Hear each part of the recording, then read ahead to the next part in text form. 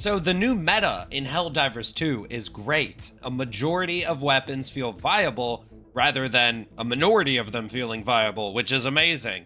But a ton of people are coming back to the game. I figured I'd like to showcase my favorite build for each faction. On the bot side, this is literally the build I use to go for kill records, where we will literally sit there and farm detector towers and spill as much oil as possible from the Automaton menace. And on the bug side of things, I wanted to showcase a very fun but insanely powerful build using the crossbow, but given its risky nature and the fact I'm using the gas warband in that build, I will give you guys alternatives so that this video can cover you for a build if you're just now hopping back into Helldivers 2. There's going to be timestamps below to skip ahead to whatever faction you want, or, you know, some of the different options. And I really recommend you guys taking fun loadouts, you know, laser maxing, flamethrower maxing, arc maxing. I've been even playing flamethrowers against the bots this patch because it's not good, but it's very fun. It's challenging, and I'm gonna post a video about that soon. With that being said though, like I said, if you guys are coming back to the game and you just want a loadout that you know that you can trust to have some fun until you get your mechanics back up, and then you could take whatever loadout you like. So on the bot side of thing, this is my straight up kill farming build.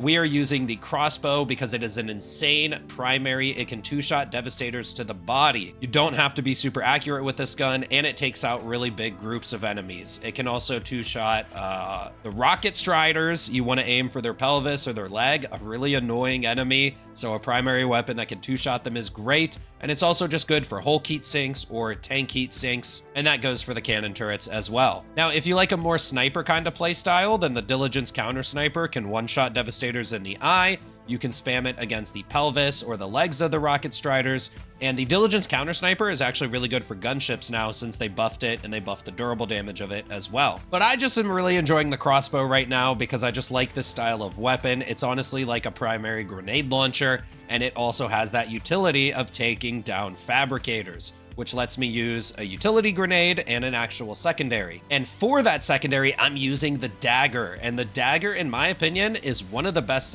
secondary weapons against the automatons for one simple reason.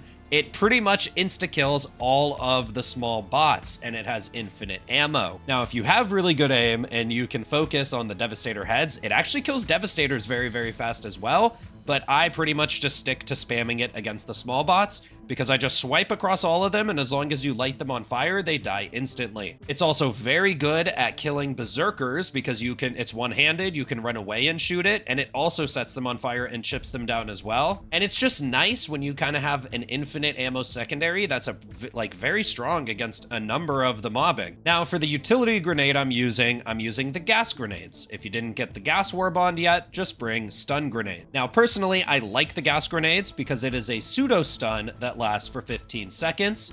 It applies chip damage to all the enemies. It's very little. I'm pretty sure it should kill the small bots on its own, but I also just like it over stuns because it lasts longer for 15 seconds, like I said. But it's really cool that you can confuse enemies such as Barrager tanks, which can allow you to get reloads off with our Recoilless rifle. And that is the star of the show against the bots this patch, in my opinion. Plenty of support weapons are viable right now, but this is my absolute favorite. Recoilless has actually been my favorite support weapon for multiple patches, while this and the laser cannon.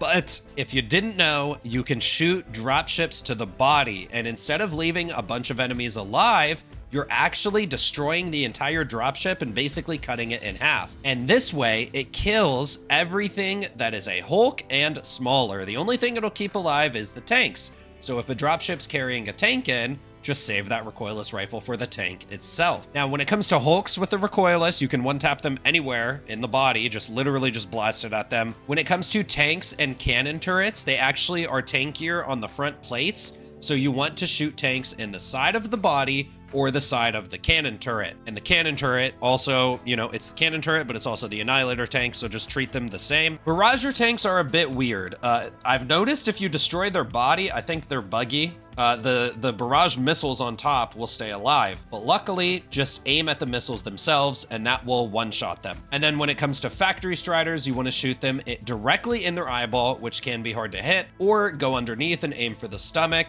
But honestly, what I normally just end up doing, because it's really risky to get close to them, is I just shoot them twice in the head. The first one breaks the head armor, the second one kills them. I will go for that eye shot, but what ends up happening when they're far away is you miss, and then you crack that head armor, and it just takes one more rocket from there. So the recoilless rifle one-shots everything but factory striders most of the time, and it's invaluable for mobbing because you can destroy the dropship. So not only is this an anti-tank weapon, but it takes out large groups of mobs. It's really, really fun. So let's just quickly talk about the armor because we are a lot squishier this patch, and then we could get to the last 3 stratagems. So in my opinion, on the bot side of things, the changes to our health makes heavy armor feel completely useless against the bots. You lose so much speed, and it just doesn't offer the tankiness that you want when you're wearing heavy armor. In the next couple patches, if they make heavy armor more viable, then go ahead and switch over to heavy armor. But right now, I'm just wearing medium armor, and I often go for extra grenades. But given all the chip damage that the automatons do, I think I'm going to be trying out extra stems. Okay, so now for the stratagems. The first option I take is orbital gas, since again, it applies that confusion effect. It's off cooldown so often, and it's very consistent and effective at cutting off a single area so that you can deal with the bigger guys or deal with a different area. It deals that chip damage. I mean, dude, orbital gas is really, really good this patch. It can also just kill detector towers if you land it very close by. Now, in the second slot, I'm using the rocket sentry. It has so much ammo, as well as high armor pen. It is honestly like a 5th teammate. It just applies so much support and distraction to help you get your recoilless reloads off, even though usually you're getting recoilless reloads off behind cover anyway. It's not only good for taking out some of the larger units, but it's also pretty decent at mobbing because it'll kill hulks for you. It'll kill packs of devastators. Once you get used to the rocket sentry, it'll be a must pick for every bot mission you go to. And it can also target gunships. And for the final slot, this one is a bit of a flex slot, but I'm using the HMG emplacement. And I'll be honest, I often find myself probably using this stratagem during the games the least, mainly because I'm a recoilless rifle lover. I enjoy reloading and reloading canceling with it. However, with that being said though, if things get absolutely insane, you can just hop on this emplacement and clear entire waves of enemies. The HMG emplacement is ridiculously strong against the bots this patch, and when things get out of control, you can rely on it. Literally, the only enemy that is not reliable to kill with the HMG emplacement is the tanks. When it comes to factory striders, you can shoot them in that eyeball I was talking about. You can shoot off their chin guns. But for tanks, on the other hand, they are heavy armored all around except for the heat sink. And luckily for us, we're using the recoilless rifle, which one-shots the tanks in the barrels or the sides, like I said earlier. So it's kind of an insane combo. The one enemy that HMG emplacement doesn't really deal well against, our support weapon does. So I recommend trying this one out. And that's really all that needs to be said about this build. Now, to be honest with you guys, the extra 3 stratagems are flex slots. You can just use the crossbow, dagger, stuns or gas, and the recoilless rifle, and then pick whatever 3 stratagems you like the best. This is just a very, very solid loadout. And if you don't like the gas, the rocket sentry, or the HMG emplacement, then replace it with barrages or the 500 kg, or replace it with what you find that you like using the best. Honestly, just go for it. I would just say that, the crossbow, recoilless dagger is really the core of the build, and the other 3 stratagems, you could pick whatever you'd like. Okay, so on to the bug side of things, and I have been enjoying the buffed crossbow so much that I have a build for it on the bug side. Now, the crossbow is very risky, and you'll have to bring a secondary to complement it. I use the Bushwhacker in single fire mode. It has heavy stagger and keeps bugs away from you. In terms of armor, I'm just using light armor. Since I'm doing lots of kiting on this build, I want to be able to move around fast, and the crossbow is one-handed, so you can kind of just kite enemies running away from them and fire off shots behind you. It'll take out entire groups. Now, if you find yourself not liking the crossbow, you don't want to play the risk, you're sick of hunters stuffing you in the face, go ahead and take a cookout or a liberator concussive. Both of those weapons will slot perfectly into this build. And if you do decide to bring one of those instead of the crossbow, just make sure you bring the grenade pistol to close bug holes. Now, I got a little spicy with this crossbow build. I'm actually using the dog breath buddy and gas grenades to keep bugs confused, because that helps me kite them. It's really a great combo. Now, if you didn't get the new gas warbond, or you don't want to use the crossbow, you can just use stun grenades instead of gas, and you could use the laser buddy instead of the dog breath, or you can use the supply backpack. Now, the other great thing about the crossbow is it kills impalers and chargers pretty much on its own. But again, if you don't like this playstyle because it's too risky for you, don't worry, because this build is using the railgun.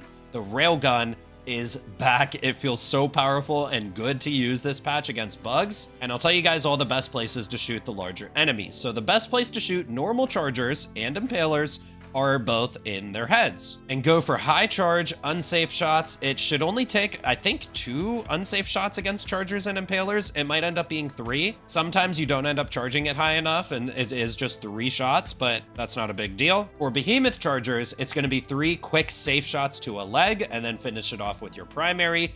But another spot you can actually shoot chargers with the railgun is in their butt. It's like 2 very high unsafe charges to the butt, or again, a very highly charged shot and then a couple quick safe shots. And you can also shoot alpha commanders with the railgun as well, because you've got plenty of ammo. Now, the gas warbond is honestly very strong in my opinion. The dog breath and the gas grenade can kill lots of small mobs on their own. You just let them cook in the gas a little bit. And the crossbow is great for cleaning up alpha commanders that spawn 3 warriors. You can literally one-shot all of the 3 warriors with one well-placed crossbow shot, where they're all in the splash damage. With that being said though, we do have 2 stratagem slots left for this bug build, and since the railgun is going to be doing our heavy lifting against the big enemies, I went with 2 mobbing stratagems. Again, orbital gas to keep up the theme, and since it has such a short cooldown, it's great for mobbing, keeping enemies confused, keeping large enemies confused, and helps you get around the battlefield. And the last stratagem I'm using is Orbital Gatling Barrage. Again, it just has a really short cooldown.